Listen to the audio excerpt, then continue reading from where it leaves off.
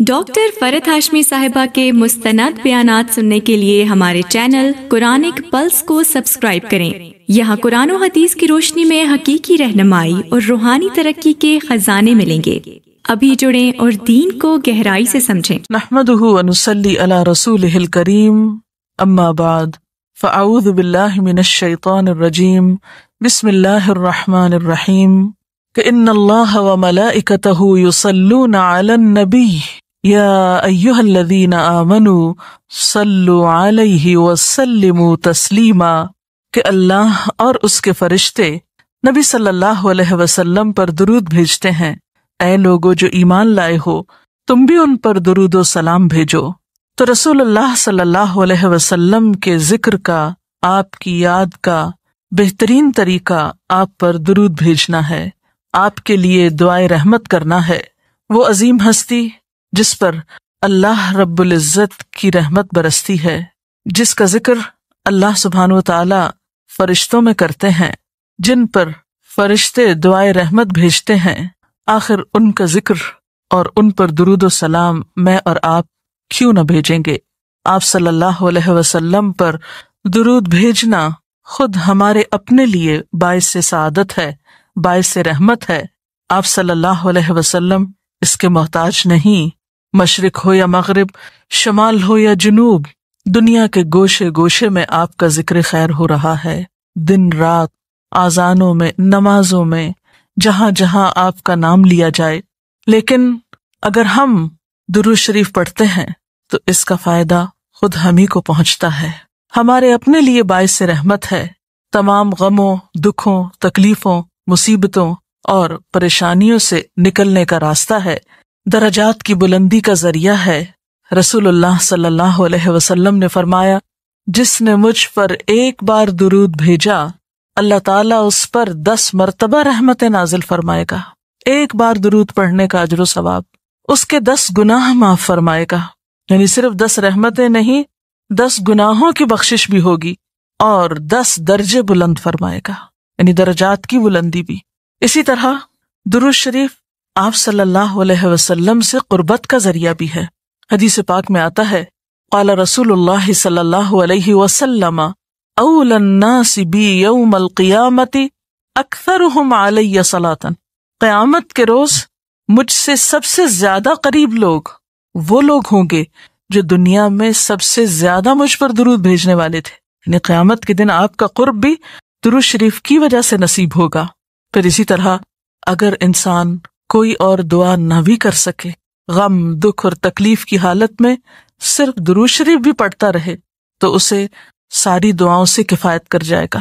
ایک حدیث میں آتا ہے، حضرت ابی بن کعب رضی اللہ تعالی عنہ کہتے ہیں کہ میں نے آپ صلی اللہ علیہ وسلم سے عرض کیا، اے اللہ کے رسول صلی اللہ علیہ وسلم، میں آپ پر کثرت سے درود بھیجتا ہوں، یعنی بہت زیادہ آپ پر درود بھیجتا ہوں، اپنی دعا میں سے کتنا وقت میں درود کے لیے وقف کروں، یعنی جتنی میں دعائیں مانگتا ہوں ان میں سے کتنے وقت کے لیے درود پڑھا کروں، یعنی آپ پر دعائے رحمت بھیجوں یا آپ کے لیے دعائے رحمت کروں۔ درود کا مطلب یہی ہوتا ہے۔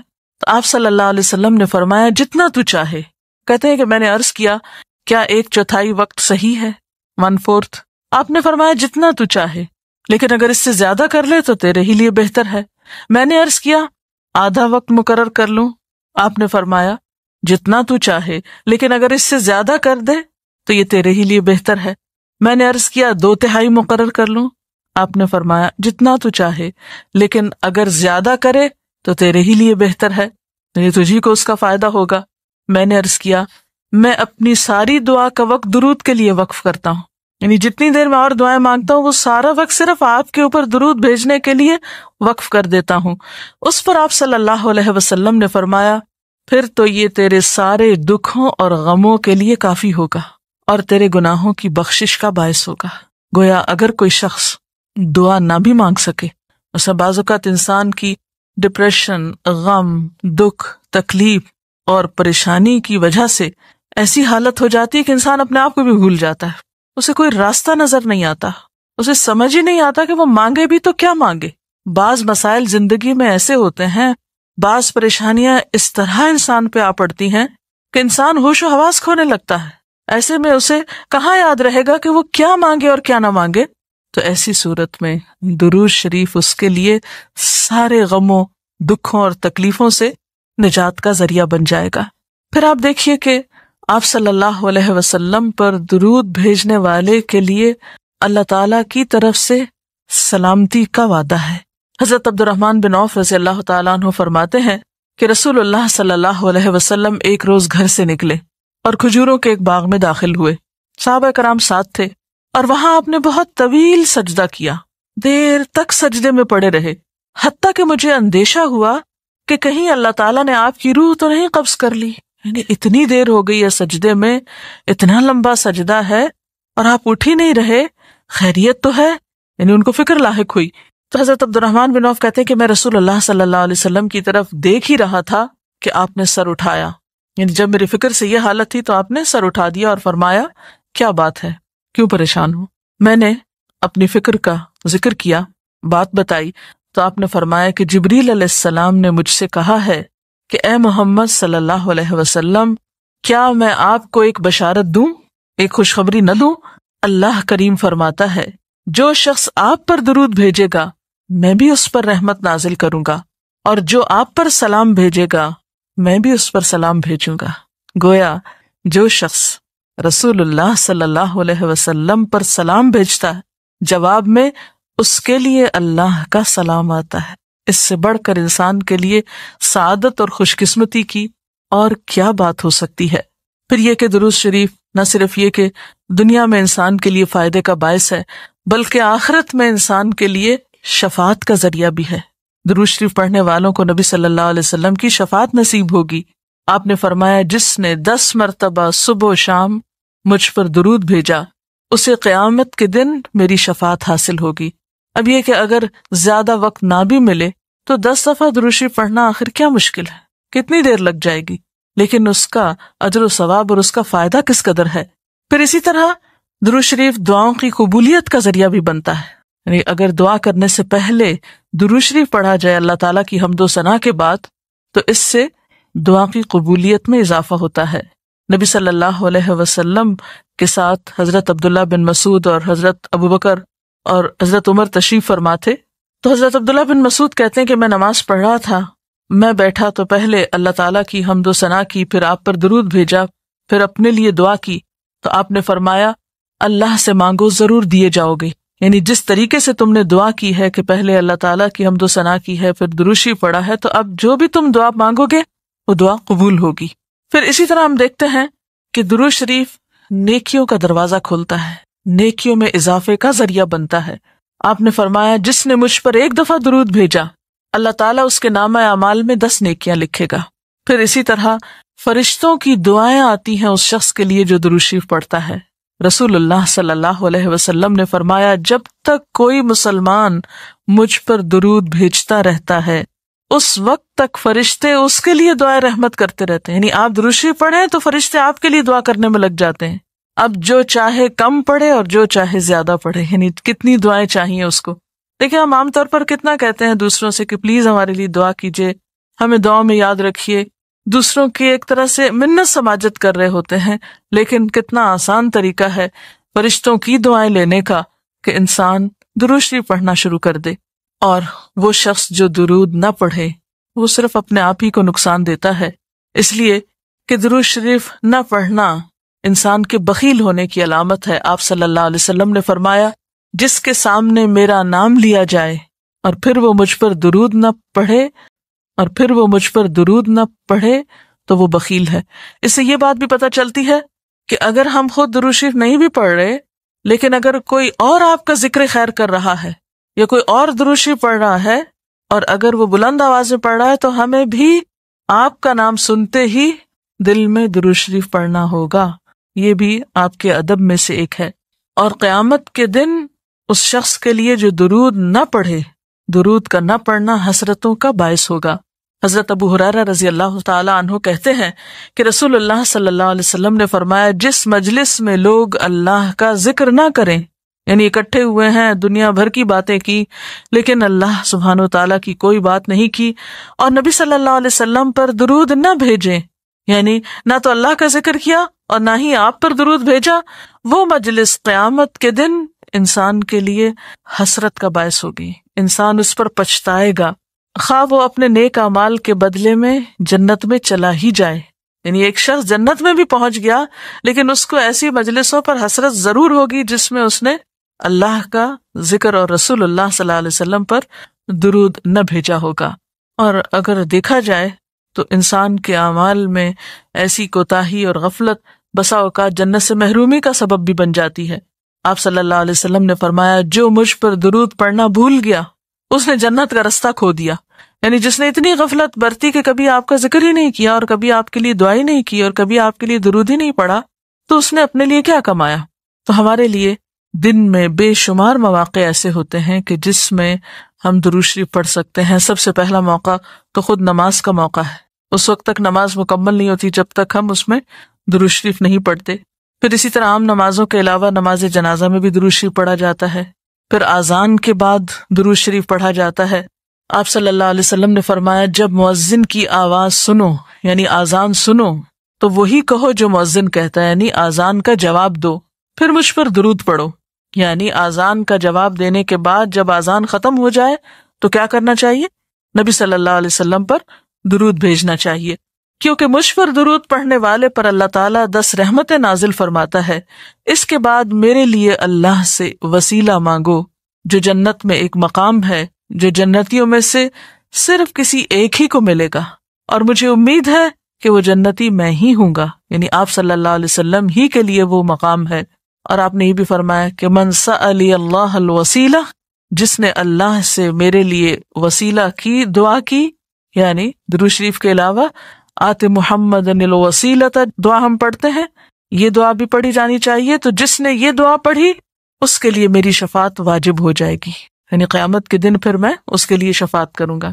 نمازوں کے علاوہ، خاص مواقع کے علاوہ دن میں جب بھی آپ چاہیں درود شریف پڑھ سکتے ہیں، لیکن عام دنوں کے علاوہ جمعے کے دن خصوصی طور پر درود شریف پڑھنے کی تاکید ہے، کیونکہ آپ نے اس کا خود حکم دیا۔ آپ صلی اللہ علیہ وسلم نے فرمایا جمعہ کے روز کثرت سے مجھ پر درود پڑھا کرو، جو آدمی جمعہ کے روز مجھ پر درود بھیجتا ہے وہ میرے سامنے پیش کیا جاتا ہے۔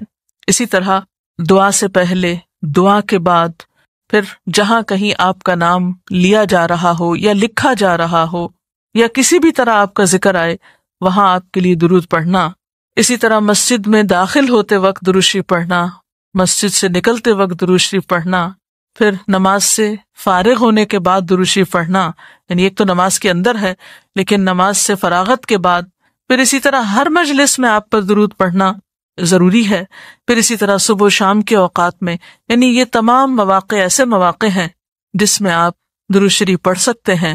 اور موقع کوئی ہو یا نہ ہو، دن یا رات کی گھڑیوں میں سے جس گھڑی میں آپ چاہیں، جب چاہیں، چلتے پھرتے کام کاج کرتے، آپ اللہ کے رسول صلی اللہ علیہ وسلم کو یاد کر سکتے ہیں، آپ کے لیے درود اور سلام پڑھ سکتے ہیں۔ اللہ تعالیٰ ہمیں ان لوگوں میں شامل کرے جو کثرت سے آپ پر درود بھیجتے ہیں۔ اس سلسلے میں اگر کوئی آپ کا سوال ہو تو آپ کر سکتے ہیں۔ ڈاکٹر صاحبہ، رسول اللہ صلی اللہ علیہ وسلم پر درود شریف پڑھنے کے لیے کیا وضو کا ہونا لازمی ہے؟ وضو کی شرط نماز اور طواف کے لیے، یہ 2 کام وضو کے بغیر نہیں ہو سکتے۔ یعنی اگر کوئی وضو کے بغیر نماز پڑھے گا تو اس کی نماز نہیں ہوگی، یعنی نماز قبول نہیں ہوگی۔ اسی طرح خانہ کعبہ کا طواف کرنے کے لیے وضو شرط ہے، لیکن اس کے علاوہ باقی نیکی کے کاموں کو کرنے کے لیے اور عام حالات میں بھی باوضو رہنا بہت فضیلت کی بات ہے۔ لیکن مثلاً اگر آپ قرآن پاک پڑھ رہے ہیں اور آپ کا وضو نہیں ہے تو وہ وضو کا نہ ہونا تلاوت میں خلل انداز نہیں ہوگا، یہ نہیں کہ آپ کی تلاوت قبول نہیں ہوگی، آپ کو جو بھی صورت یاد ہے آپ پڑھ سکتے ہیں۔ اسی طرح اگر قرآن پاک بغیر وضو کے آپ اپنی زبان سے پڑھ سکتے ہیں تو درود شریف بھی پڑھ سکتے ہیں، اس میں کوئی شرط نہیں ہے۔ لیکن ظاہر ہے کہ باوضو پڑھنے میں اور بغیر وضو پڑھنے میں فرق تو ہے۔ باوضو درود شریف پڑھنا زیادہ بہتر ہے، پسندیدہ ہے بنسبت بغیر وضو کے۔ لیکن اگر کسی شخص کا وضو زیادہ قائم نہیں رہتا یا اس کو وضو کرنے کا موقع نہیں، تو اس کا یہ مطلب نہیں کہ وہ درود شریف پڑھنا چھوڑ دے کہ اب وضو سے نہیں تو اب درود شریف ہوگا نہیں یا پڑھنا بے ادبی ہے، ایسی بات بھی نہیں۔ زبان پاک ہے، آپ کسی بھی وقت درود شریف کہیں بھی لیٹے بیٹھے چلتے پھرتے بازار میں گھر میں آپ بسہولت پڑھ سکتے ہیں، اس میں کوئی ممانعت نہیں۔ جی کوئی اور سوال؟ ڈاکٹر صاحبہ یہ بتائیے کہ آج کل کئی قسم کی درود شریف پڑھی جاتی ہیں، ان میں سے ہمیں کون سی پڑھنی چاہیے؟ جیسا کہ آپ نے عرض کیا کہ نبی صلی اللہ علیہ وسلم پر درود شریف پڑھنے کے کئی صیغے ہمارے ہاں مشہور ہیں، اس میں کچھ تو وہ ہیں جو آپ صلی اللہ علیہ وسلم سے ثابت ہیں، اور کچھ ایسے ہیں کہ جو لوگوں نے بعد میں خود بنا لیے ہیں۔ تو وہ ایسے تمام ورژن یا ایسی تمام عبارتیں جو لوگوں نے خود اس معنی کی بنائی ہیں، خواہ وہ عربی میں ہیں یا اردو میں ہیں، تو ان کو پڑھنے کی حد تک تو پڑھا جا سکتا ہے۔ یعنی اگر نثر میں کوئی ایسی عبارت موجود ہے جس میں آپ صلی اللہ علیہ وسلم کے لیے دعا کی گئی ہے یا آپ کی مدح کی گئی ہے یا آپ پر سلام بھیجا گیا ہے، خواہ وہ نثر میں ہو یا شعر میں، تو اس میں حرج تو کوئی نہیں۔ لیکن وہ چیز جو خود آپ صلی اللہ علیہ وسلم نے ہمیں سکھائی اور جو آپ کی طرف سے ہمیں ملی، اس کا مقام باقی ہر انسان کے کلام پر کہیں بلند ہے، کہیں زیادہ فائدہ مند ہے۔ تو وہ درود شریف جو مسنون ہے، وہ صیغہ جو آپ سے ثابت ہے، اس کا پڑھنا افضل ہے، وہی اصل درود ہے۔ اور باقی تو انسانوں کے خیالات یا جذبات کا اظہار ہے، خواہ وہ شعر میں ہو، خواہ وہ نثر میں ہو، خواہ وہ اردو میں ہو، خواہ پنجابی میں ہو یا کسی اور زبان میں ہو، وہ تو پھر انسانوں کے کلام ہے نا۔ تو جس طرح اللہ سبحانہ و تعالیٰ کے کلام کو باقی تمام انسانوں کے کلام پر فضیلت ہے، اسی طرح نبی صلی اللہ علیہ وسلم کے کلام کو بھی باقی انسانوں کے کلام پر فضیلت ہے۔ ایک عام شاعر کتنی بھی خوبصورت بات کرے لیکن اللہ کے رسول صلی اللہ علیہ وسلم سے آگے تو اس کی بات نہیں ہو سکتی۔ ایک عام انسان کتنے بھی خوبصورت انداز میں آپ صلی اللہ علیہ وسلم کا ذکر خیر کرے لیکن وہ اس کے برابر تو نہیں ہو سکتا جو نبی صلی اللہ علیہ وسلم نے خود ہمیں دیا۔ تو بہترین صیغہ وہی ہے جو ہم نماز میں پڑھتے ہیں، جسے درود ابراہیمی کہا جاتا ہے، اور اس کا پڑھنا باعث اجر و ثواب ہے اور اس میں کوئی شک ہی نہیں۔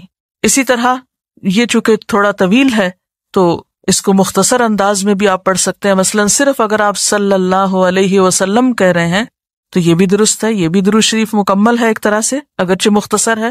اسی طرح اللہم صلی وسلم علی نبینا محمد، یہ بھی آپ پڑھ سکتے ہیں، صلی اللہ علی النبی الکریم کہہ سکتے ہیں۔ تو مختصر ہو یا درود ابراہیمی کچھ طویل شکل میں ہو، اصل چیز تو ذکر میں مشغول ہونا ہے۔ تعداد میٹر نہیں کرتی جتنا وہ احساس اور جذبہ اور عقیدت جو کہ درود شریف پڑھتے ہوئے آپ صلی اللہ علیہ وسلم کے لیے ہماری ہو سکتی ہے۔ بعض لوگوں کو دیکھا کیا ہے کہ درود شریف تو بہت کثرت کے ساتھ پڑھتے ہیں لیکن فرض نماز کی طرف بالکل توجہ نہیں دی جاتی، اور ان کا کہنا یہ ہے کہ ہمارے لیے درود شریف ہی کافی ہے۔ تو کیا یہ ان کا طریقہ درست ہے؟ بات یہ ہے کہ دین کے معاملے میں ہم اپنی مرضی سے کوئی تبدیلی نہیں کر سکتے، یا دین کے مفہوم ہم خود متعین نہیں کر سکتے۔ مثلا صحابہ کرام میں سے کسی نے آج تک درود شریف پڑھنے کا یہ مطلب نہیں لیا کہ وہ ان کی نمازوں کے لیے بھی کافی ہو گیا یا اب نماز کی ضرورت نہیں رہی۔ نماز تو فرض ہے، سب سے پہلا حساب قیامت کے دن نماز ہی کا ہوگا۔ حقوق اللہ میں سے سب سے پہلا حق نماز ہے، تو یہ درود شریف پڑھنا تو نبی صلی اللہ علیہ وسلم کا حق ہے اور نماز پڑھنا اللہ کا حق ہے۔ اب یہ دو حقوق اپنی اپنی جگہ پر ہیں، آپ کو یہ حق نہیں دیا گیا کہ آپ ایک کا حق دیتے دیتے دوسرے کا حق مار دیں۔ لہٰذا یہ کہنا بالکل درست نہیں کہ درود شریف نماز کی جگہ پر بھی کافی ہے یا نماز کی اب ضرورت نہیں رہی، صرف درود شریف ہی کافی ہے، یہ پھر حد سے بڑھنا ہوگا، اعتدال سے نکلنے کی بات ہے۔ تو ہمارا دین ہمیں اعتدال سکھاتا ہے، ہر چیز اپنے مقام پر ہی خوبصورت ہوتی ہے۔ جی کوئی اور سوال؟